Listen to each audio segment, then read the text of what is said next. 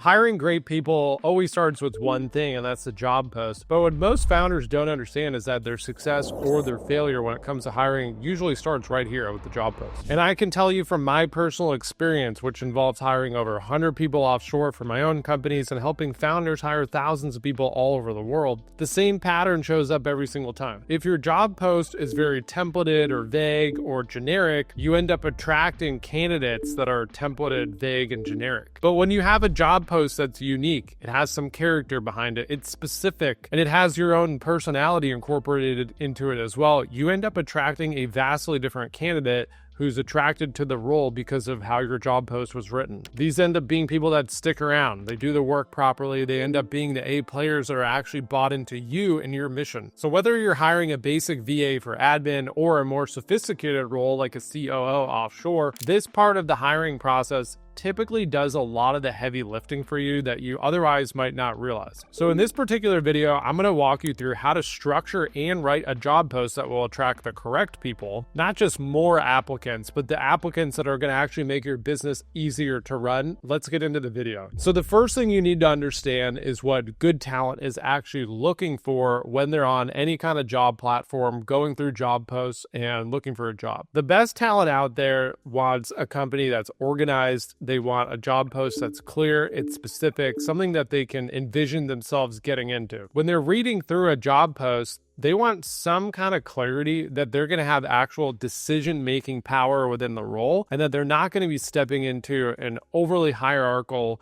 overly micromanagerial type of company where they're unable to spread their wings and really let their true talents come to the surface. So when you're writing the post, you need to flip the frame from describe the job in my company in a very templated cookie cutter corporate fashion to describe the person and really look for the actual human that is applying. And that's how you're going to attract the actual person that you want. And that leads me into point number 2. When you're writing the job post, make sure it sounds like you're actually speaking to a human being, not a robot. The average job post out there looks like a cookie cutter, templated, corporately written, boring, stiff job post where you go and read it and it evokes zero inspiration from you whatsoever. Most of the job posts have so much cookie cutter lingo in there that look more like a formal legal document rather than a role or a description of a role that someone would read and become inspired to apply to. So make sure to incorporate some personality into it. Every time I write a job post for my own internal roles, I do it myself and I incorporate who I am into that job description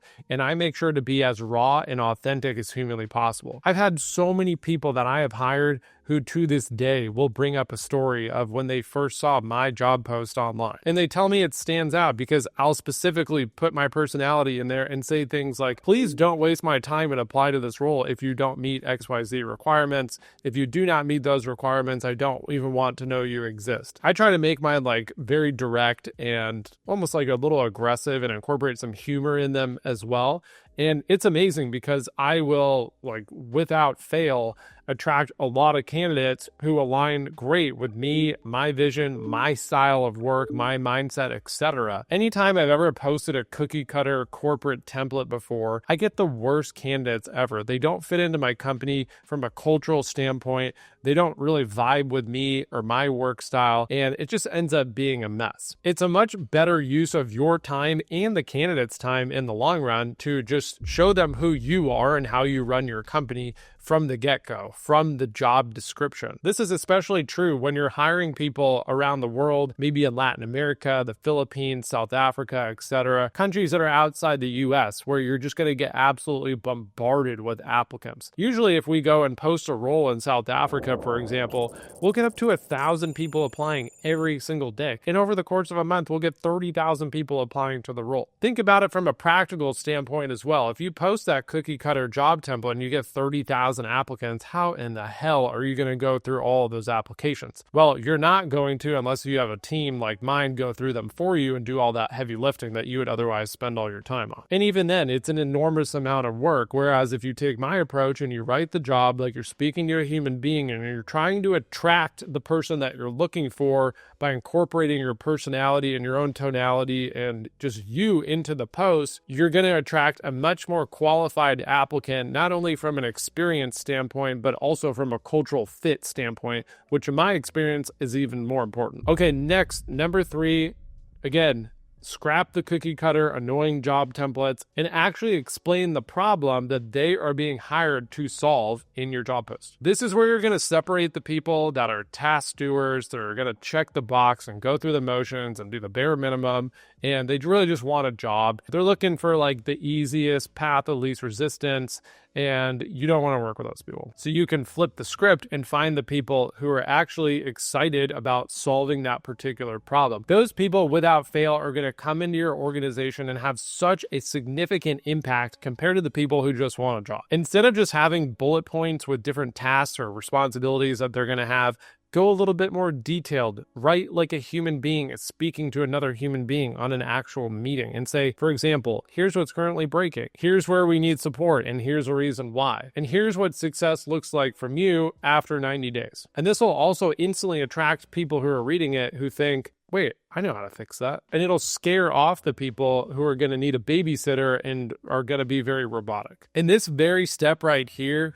this is where most founders go wrong. They don't even understand the exact problem that they're looking to solve. And look, if you don't want to deal with this all on your own and you need some help putting together a job description and finding the best talent for your business, well, that's exactly where myself and my team come into play. We go out and we find and we source and we vet top tier virtual assistants all over the world for business owners who want reliable, skilled, experienced VAs who are ready to plug directly into their business. And guess what? These people cost on average usually 80 to up to 90% less than what you would hire someone for locally in the US. So if that's something you'd like help with, just click the link below. Book a quick call. We'll walk you through exactly the types of people you can hire. We'll put together the role for you. We'll give you complete direction and clarity from A to Z. All right, so let's jump into number 4 now. Number 4 is you want to show what success and the path for their role looks like over the next 6 to 12 months. Because the best talent, they're not afraid of doing work. They're not afraid of critical thinking or challenge or having to get scrappy. What they're the most afraid of is a dead end role. They don't want to come into a company and get in there and invest 6 or 12 or 18 months of their life. And then at that point, look around and be like, shit, I just applied to a company where there's no upward mobility. Now I have to cut my losses and go apply somewhere else. And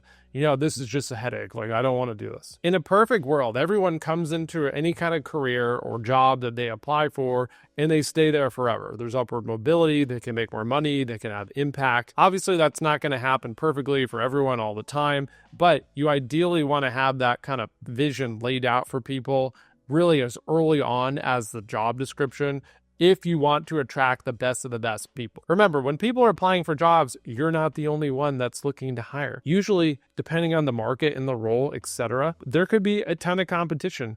And what you have to realize is that most of your competition is not doing anything at all that I'm explaining in this video.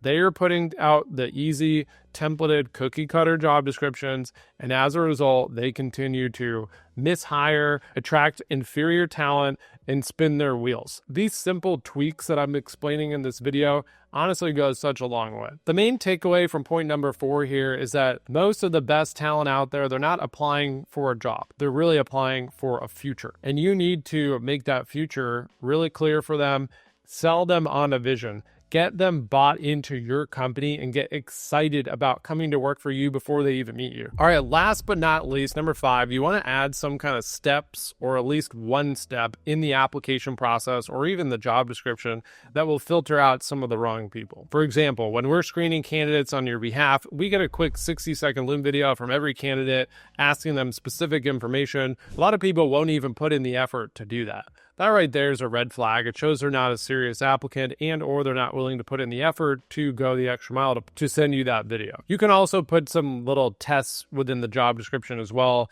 For example, you could put a sentence in there that says, make sure to send me the word growth in your application so that I know you read this entire job description. Because honestly, 90% of the people that apply to any job, they're not reading the whole job description. And if they're not reading the job description, then they're going to end up being a waste of your time. Bad candidates will never do these things, and the great great candidates will usually always do them. So if you want help finding top talent around the world for any role within your business, whether it's basic admin help, it's a sales role, it's customer success, it's marketing, it's C-suite, it doesn't matter what it is. If it's an office worker, we can find them for you at 80 to 90% cost savings compared to a local hire somewhere in the world. We primarily source from countries like Mexico, Colombia, Argentina, South Africa, Egypt, and the Philippines. We can also look in Eastern Europe as well. Click the link below to book a call. We'll have an in-depth discussion with you about your business, your company's culture, the role that you need to fill, and we'll make it incredibly easy for you to work with us and give you the top candidates on a silver platter.